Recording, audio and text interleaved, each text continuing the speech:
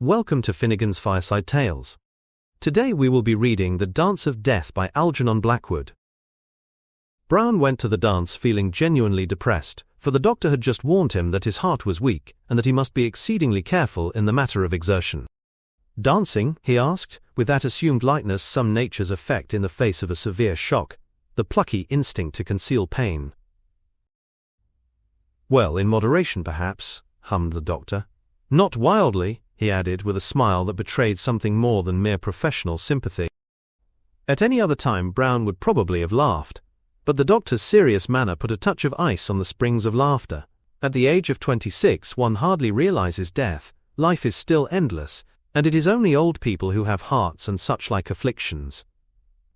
So it was that the professional dictum came as a real shock, and with it too, as a sudden revelation, came that little widening of sympathy for others that is part of every deep experience as the years roll up and pass. At first he thought of sending an excuse. He went about carefully, making the buses stop dead before he got out, and going very slowly up steps. Then gradually he grew more accustomed to the burden of his dread secret, the commonplace events of the day, the hated drudgery of the office where he was an underpaid clerk, the contact with other men who bore similar afflictions with assumed indifference, the fault-finding of the manager, making him fearful of his position. All this helped to reduce the sense of first alarm, and instead of sending an excuse, he went to the dance as we have seen, feeling deeply depressed, and moving all the time as if he carried in his side a brittle glass globe that the least jarring might break into 1,000 pieces. The spontaneous jollity natural to a boy and girl dance served, however, to emphasize vividly the contrast of his own mood, and to make him very conscious again of his little hidden source of pain. But, though he would gladly have availed himself of a sympathetic ear among the many there whom he knew intimately, he nevertheless exercised the restraint natural to his character, and avoided any reference to the matter that bulked so largely in his consciousness. Once or twice he was tempted, but a prevision of the probable conversation that would ensue stopped him always in time. "Oh, I am so sorry, Mr. Brown, and you mustn't dance too hard, you know." And then his careless laugh as he remarked that it didn't matter a bit, and his little joke as he whirled his partner off for another spin. He knew, of course, there was nothing very sensational about being told that one's heart was weak.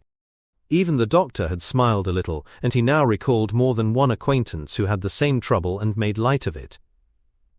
Yet it sounded in Brown's life a note of profound and sinister gloom. It snatched beyond his reach at one fell swoop all that he most loved and enjoyed, destroying 1,000 dreams, and painting the future a dull drab color without hope. He was an idealist at heart, hating the sordid routine of the life he led as a business underling. His dreams were of the open air, of mountains, forests and great plains, of the sea, and of the lonely places of the world. Wind and rain spoke intimately to his soul, and the storms of heaven, as he heard them raging at night round his high room in Bloomsbury, stirred savage yearnings that haunted him for days afterwards with the voices of the desert. Sometimes during the lunch hour, when he escaped temporarily from the artificial light and close air of his high office stool, to see the white clouds sailing by overhead, and to hear the wind singing in the wires, it set such a fever in his blood that for the remainder of the afternoon he found it impossible to concentrate on his work, and thus exasperated the loud-voiced manager almost to madness. Having no expectations and absolutely no practical business ability, he was fortunate, however, in having a place at all, and the hard fact that promotion was unlikely made him all the more careful to keep his dreams in their place, to do his work as well as possible, and to save what little he could. His holidays were the only points of light in an otherwise dreary existence. And one day, when he should have saved enough, he looked forward vaguely to a life close to nature, perhaps a shepherd on 100 hills, a dweller in the woods, within sound of his beloved trees and waters, where the smell of the earth and campfire would be ever in his nostrils, and the running stream always ready to bear his boat swiftly away into happiness. And now the knowledge that he had a weak heart came to spoil everything. It shook his dream to the very foundations. It depressed him utterly. Any moment the blow might fall. It might catch him in the water, swimming, or halfway up the mountain, or midway in one of his lonely tramps, just when his enjoyment depended most upon his being reckless and forgetful of bodily limitations, that freedom of the spirit in the wilderness he so loved. He might even be forced to spend his holiday, to say nothing of the dream of the far future, in some farmhouse quietly, instead of gloriously in the untrodden wilds. The thought made him angry with pain. All day he was haunted and dismayed, and all day he heard the wind whispering among branches, and the water lapping somewhere against sandy banks in the sun. The dance was a small subscription affair, hastily arranged and happily informal. It took place in a large hall that was used in the daytime as a gymnasium. But the floor was good, and the music more than good. Foils and helmets hung round the walls, and high up under the brown rafters were ropes, rings and trapezes coiled away out of reach, their unsightliness further concealed by an array of brightly coloured flags. Only the light was not of the best, for the hall was very long, and the gallery at the far end loomed in a sort of twilight that was further deepened by the shadows of the flags overhead. But its benches afforded excellent sitting-out places, where strong light was not always an essential to happiness, and no one dreamed of finding fault. At first he danced cautiously, but by degrees the spirit of the time and place relieved his depression and helped him to forget. He had probably exaggerated the importance of his malady. Lots of other fellows, even as young as he was, had weak hearts and thought nothing of it. All the time, however, there was an undercurrent of sadness and disappointment not to be denied. Something had gone out of life, a note of darkness had crept in. He found his partners dull, and they no doubt found him still duller. Yet this dance, with nothing apparently to distinguish it from 100 others, stood out in all his experience, with an indelible red mark against it. It is a common trick of nature, and a profoundly significant one, that, just when despair is deepest, she waves a wand before the weary eyes and does her best to waken an impossible hope. Her idea, presumably, being to keep her victim going actively to the very end of the chapter, lest through indifference he should lose something of the lesson she wishes to teach. Thus it was that midway in the dance, Brown's listless glance fell upon a certain girl whose appearance instantly galvanized him into a state of keenest possible desire. A flash of white light entered his heart and set him all on fire to know her. She attracted him tremendously. She was dressed in pale green, and always danced with the same man, a man about his own height and colouring, whose face, however, he never could properly see. They sat out together much of the time, always in the gallery where the shadows were deepest. The girl's face he saw clearly, and there was something about her that simply lifted him bodily out of himself and sent strange thrills of delight coursing over him like shocks of electricity. Several times their eyes met, and when this happened he could not tear his glance away. She fascinated him, and all the forces in his being merged into a single desire to be with her, to dance with her, speak with her, and to know her name. Especially he wondered who the man was she so favoured. He reminded him so oddly of himself. No one knows precisely what he himself looks like, but this tall, dark figure, whose face he never could contrive to see, started the strange thought in him that it was his own double. In vain he sought to compass an introduction to this girl. No one seemed to know her. Her dress, her hair, and a certain wondrous slim grace made him think of a young tree waving in the wind, of ivy leaves, of something that belonged to the life of the woods rather than to ordinary humanity. She possessed him, filling his thoughts with wild woodland dreams. Once too he was certain when their eyes met that she smiled at him, and the call was so well nigh irresistible that he almost dropped his partner's arm to run after her. But it seemed impossible to obtain an introduction from anyone. "Do you know who that girl is over there?" he asked one of his partners while sitting out a square dance, half exhausted with his exertions. "The one up there in the gallery. In pink?" "No, the one in green, I mean." "Oh, next the wallflower lady in red." "In the gallery, not under it," he explained impatiently. "I can't see up there, it's so dark," returned the girl after a careful survey through glasses. "I don't think I see anyone at all." "It is rather dark," he remarked. "Why, do you know who she is?" she asked foolishly. He did not like to insist, it seemed so rude to his partner. But this sort of thing happened once or twice. Evidently no one knew this girl in green, or else he described her so inaccurately that the people he asked looked at someone else instead. In that green sort of ivy-looking dress, he tried another, with the rose in her hair and the red nose, or the one sitting out. After that he gave it up finally. His partners seemed to sniff a little when he asked. Evidently La Désirée was not a popular maiden. Soon after too she disappeared and he lost sight of her. Yet the thought that she might have gone home made his heart sink into a sort of horrible blackness. He lingered on much later than he intended, in the hope of getting an introduction, but at last, when he had filled all his engagements, or nearly all, he made up his mind to slip out and go home. It was already late, and he had to be in the office, that hateful office, punctually at 9 o'clock. He felt tired, awfully tired, more so than ever before at a dance. It was, of course, his weak heart.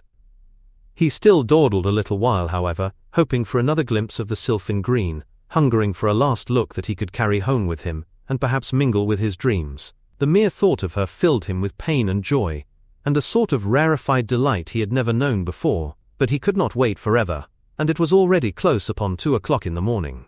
His rooms were only a short distance down the street. He would light a cigarette and stroll home.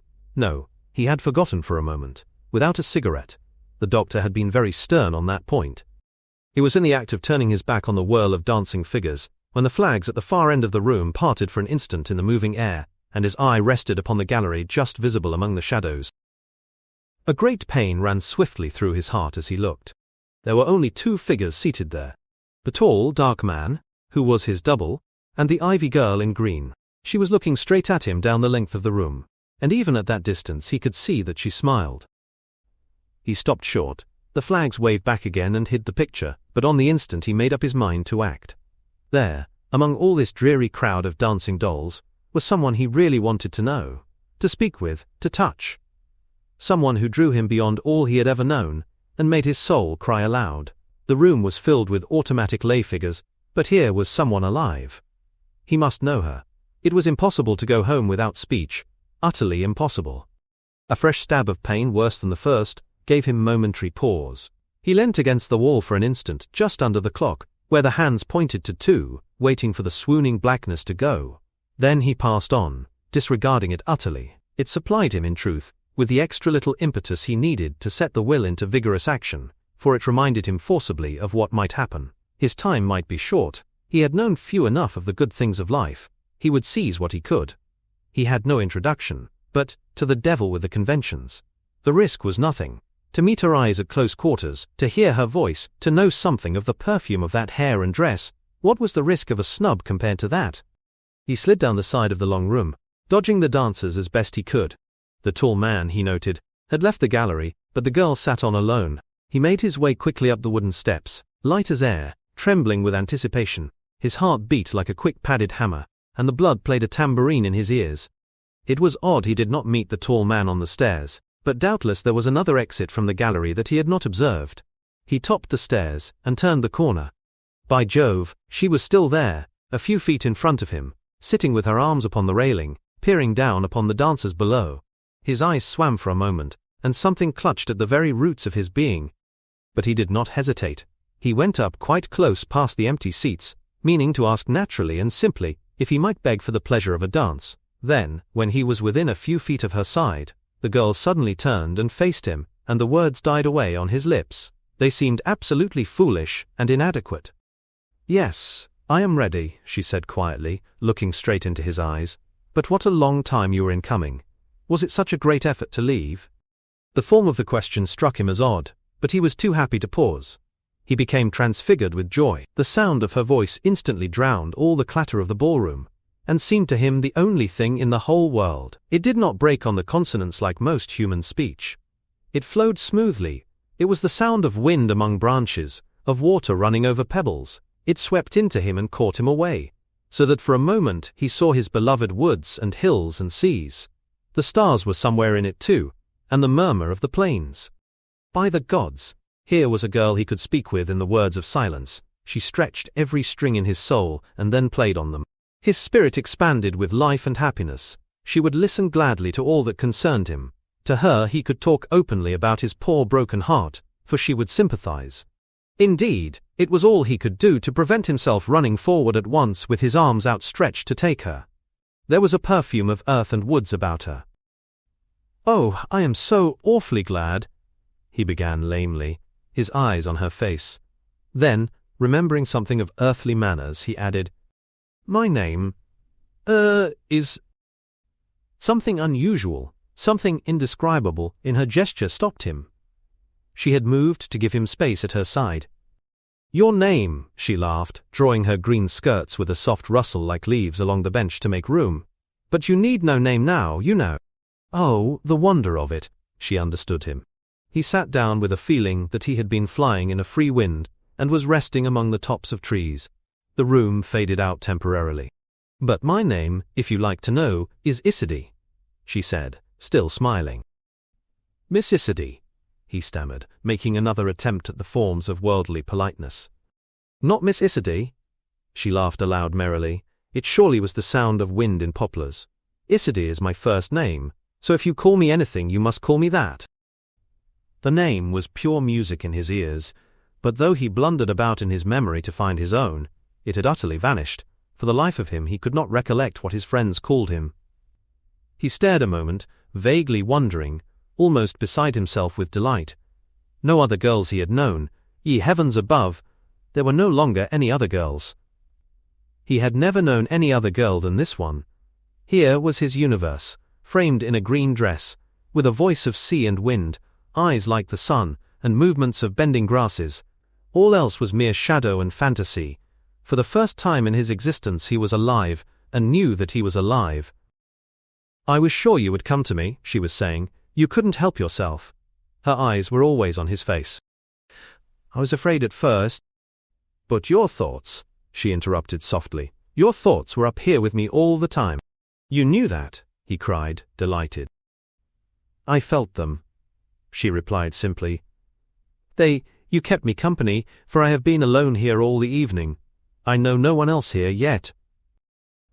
Her words amazed him. He was just going to ask who the tall dark man was, when he saw that she was rising to her feet and that she wanted to dance. But my heart, he stammered. It won't hurt your poor heart to dance with me, you know, she laughed. You may trust me, I shall know how to take care of it. Brown felt simply ecstatic. It was too wonderful to be true. It was impossible, this meeting in London at an ordinary dull dance in the 20th century. He would wake up presently from a dream of silver and gold, yet he felt even then that she was drawing his arm about her waist for the dance, and with that first magical touch, he almost lost consciousness, and passed with her into a state of pure spirit. It puzzled him for a moment how they reached the floor so quickly, and found themselves among the whirling couples. He had no recollection of coming down the stairs. But meanwhile he was dancing on wings, and the girl in green beside him seemed to fly too, and as he pressed her to his heart, he found it impossible to think of anything else in the world but that, and his astounding happiness. And the music was within them, rather than without. Indeed, they seemed to make their own music out of their swift whirling movements, for it never ceased, and he never grew tired. His heart had ceased to pain him. Other curious things happened too, but he hardly noticed them, or, rather, they no longer seemed strange. In that crowded ballroom they never once touched other people. His partner required no steering. She made no sound. Then suddenly he realized that his own feet made no sound either. They skimmed the floor with noiseless feet like spirits dancing. No one else appeared to take the least notice of them. Most of the faces seemed indeed strange to him now, as though he had not seen them before, but once or twice he could have sworn that he passed couples who were dancing almost as happily and lightly as themselves, couples he had known in past years, couples who were dead. Gradually the room emptied of its original comers, and others filled their places silently, with airy, graceful movements and happy faces, till the whole floor at length was covered with the soundless feet and whirling forms of those who had already left the world. And, as the artificial light faded away, there came in its place a soft white light that filled the room with beauty and made all the faces look radiant. And once, as they skimmed past a mirror, he saw that the girl beside him was not there, that he seemed to be dancing alone, clasping no one. Yet, when he glanced down, there was her magical face at his shoulder, and he felt her little form pressing up against him. Such dancing, too, he had never even dreamed about, for it was like swinging with the treetops in the winds. Then they danced farther out, ever swifter and swifter, past the shadows beneath the gallery, under the motionless hanging flags, and out into the night. The walls were behind them, they were off their feet and the wind was in their hair. They were rising towards the stars. He felt the cool air of the open sky on his cheeks, and when he looked down, as they cleared the summit of the dark-lying hills, he saw that Isidie had melted away into himself, and they had become one being, and he knew then that his heart would never pain him again on earth, or cause him to fear for any of his beloved dreams. But the manager of the hateful office only knew 2 days later why Brown had not turned up to his desk, nor sent any word to explain his absence. He read it in the paper, how he had dropped down dead at a dance, suddenly stricken by heart disease. It happened just before 2 o'clock in the morning. Well, thought the manager, he's no loss to us anyhow. He had no real business instincts. Smith will do his work much better, and for less money too.